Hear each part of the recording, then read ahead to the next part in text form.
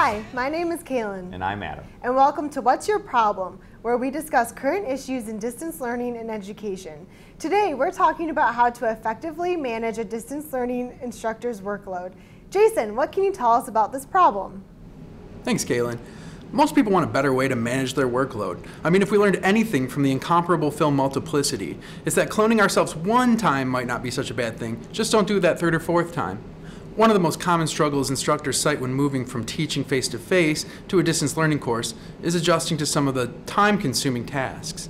What used to be accomplished with a quick statement in a class full of students now becomes crafting online announcements or back and forth email threads with individual students. Today we want to dissect this problem and hopefully provide you with some solutions that'll help you manage unique workloads that come along with teaching in a distance learning course. Adam and Kaylin? Thanks, Jason. It can be easy to get overwhelmed by the seemingly constant barrage of emails, discussion posts, and assignment submissions pouring in at all hours of the day.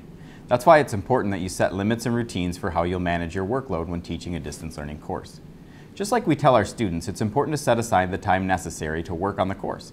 This is also true for instructors. You should block out regular and consistent chunks of your time in your schedule to dedicate to responding to student emails, grading student work, and following up with students who may be falling behind.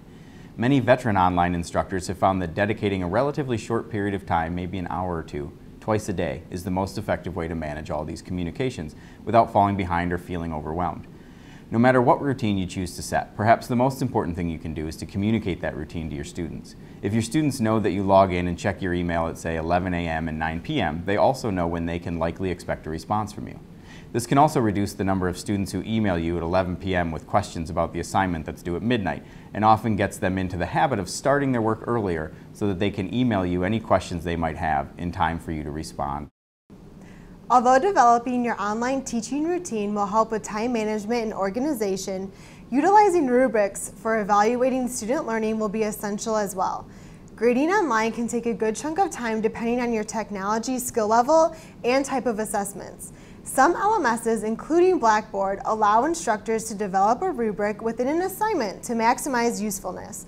When it comes to grades, instructors analyze student work, click on the corresponding rubric box, which makes the end grade and comments appear automatically in the Grade Center. And voila!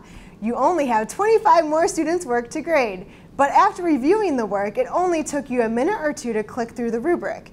This can be a real time saver for instructors who have a busy life outside of their teaching profession.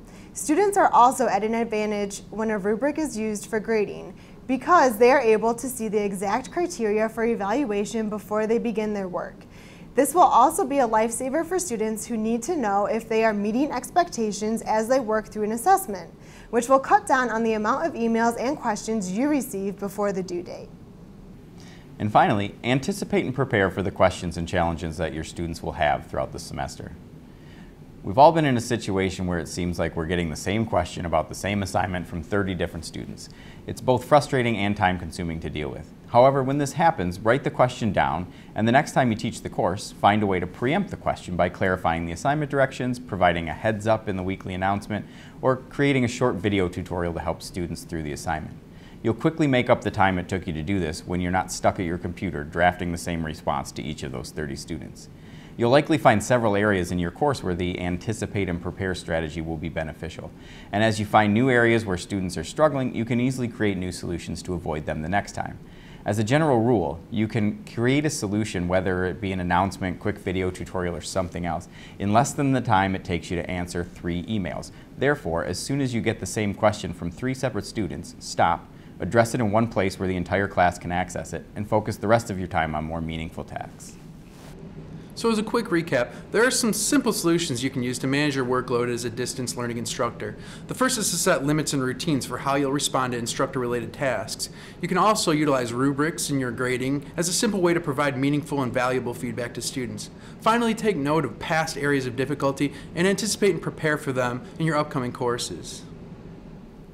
Thanks, Jason.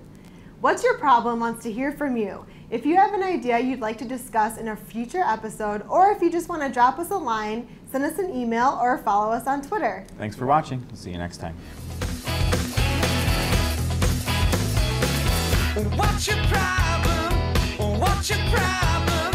I don't get what your problem is. Welcome to Schoolcraft. Welcome to college.